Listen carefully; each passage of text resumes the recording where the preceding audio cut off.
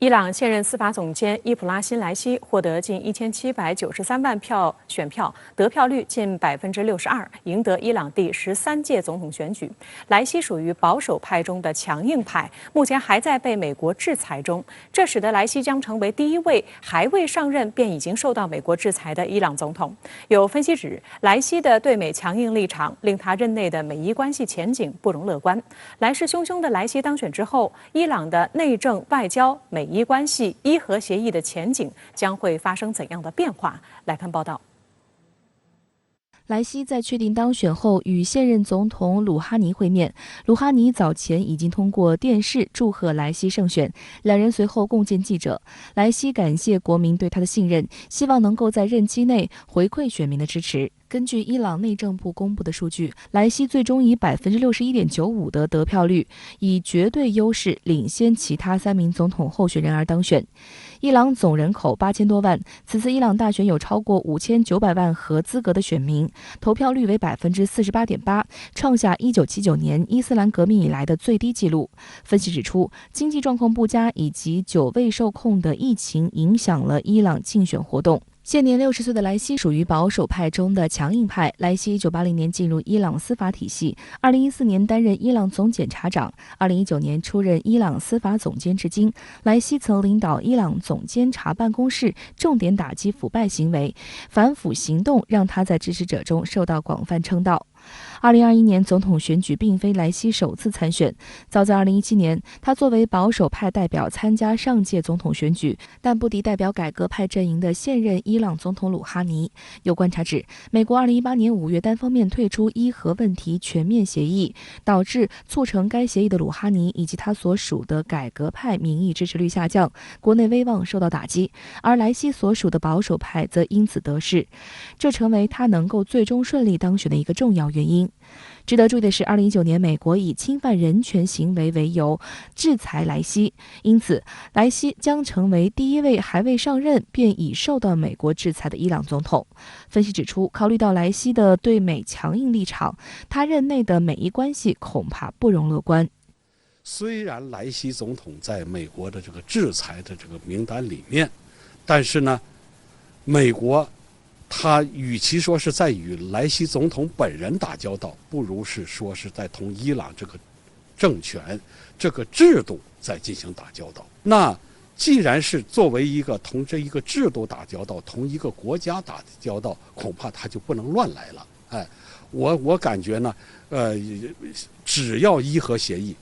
取得突破并达成，那么美伊关系会缓下来。伊朗总统人选更迭，更令人关注的则是正在进行中的伊核谈判。2018年5月，美国前总统特朗普宣布美国单方面退出伊核协议，同时重启对伊朗制裁。伊朗也不甘示弱，自2019年5月起逐步突破伊核协议限制，伊核协议陷入名存实亡的危机。为拯救伊核协议，让美伊两国恢复履约，今年4月，伊核协议相关方开始在维也纳举行会谈。截至目前，美伊非直接谈判已经进入第6轮。当地时间周六，欧盟对外行动署发布声明称，联合全面行动计划委员会将于周日在维也纳恢复谈判，与会者将继续讨论美国重返核协议的可能性及确保其全面有效实施的方法。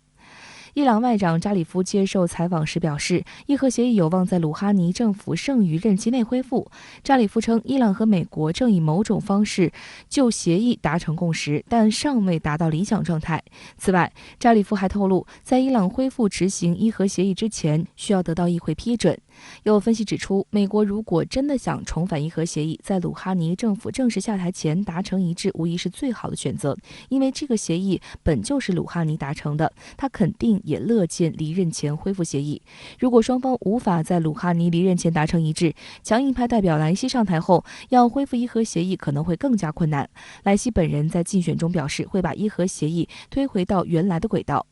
哈梅内伊此前也表示，只要美国表示愿意遵守伊核协议，伊朗也愿意回到协议。但莱西也曾强调，不会就伊朗的导弹项目、地区影响力等问题进行谈判。我估计现在就是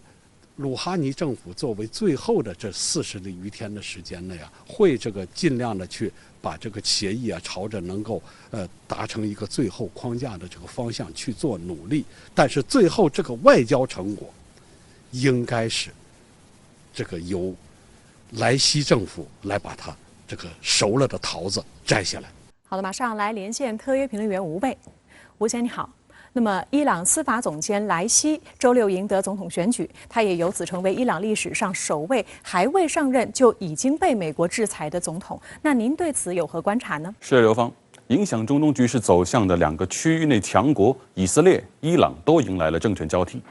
不同的地方在于，以色列政局的这个变天是在最后时刻才揭晓，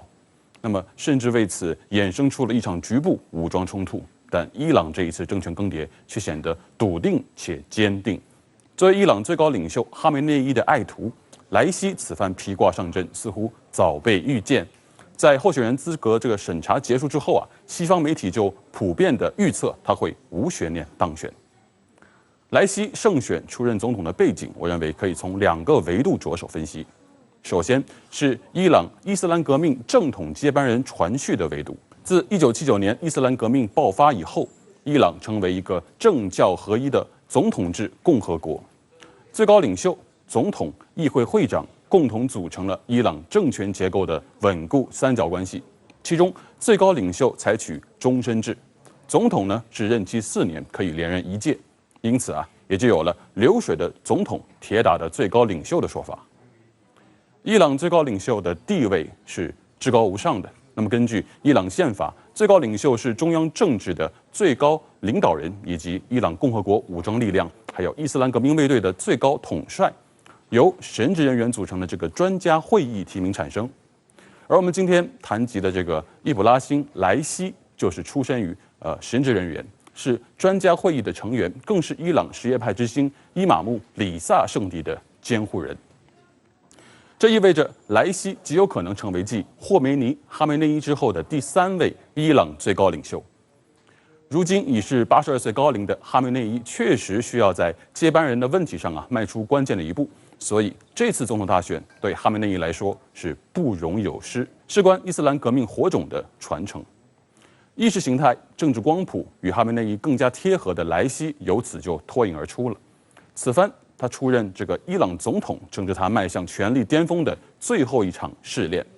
时间可能是4年，可能是8年，也有可能与哈梅内伊的身体健康状况密切相关。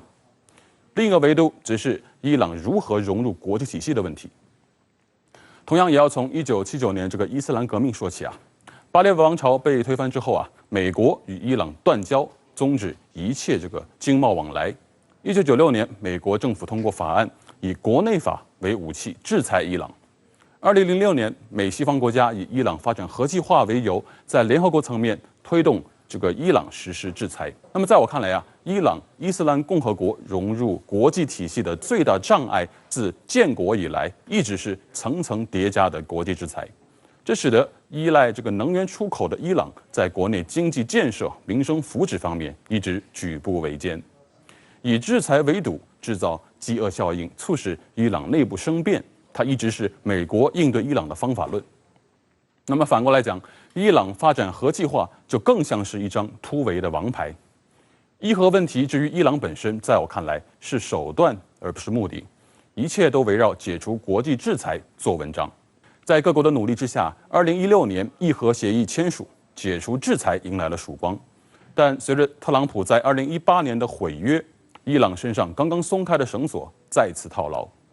美伊关系全面恶化，苏莱曼尼被美军无人机斩首，伊核协议的主导者伊朗总统鲁哈尼声望急转直下。尽管随着拜登上台围绕伊核协议重回正轨的维也纳谈判也进行了数月之久，迟迟没有决定性的这个利好传出。归根结底是美伊双方陷入了一个僵局，那就是美国咬定应该先执行协议，再解除制裁。伊朗则认为应该先解除制裁，再履行协议。外界普遍推测伊核协议应该能够在鲁哈尼最后任期内实现突破，但我却没有那么乐观。尤其是在美国政局越发扑朔迷离的当下，拜登真能顶住压力给伊朗松绑吗？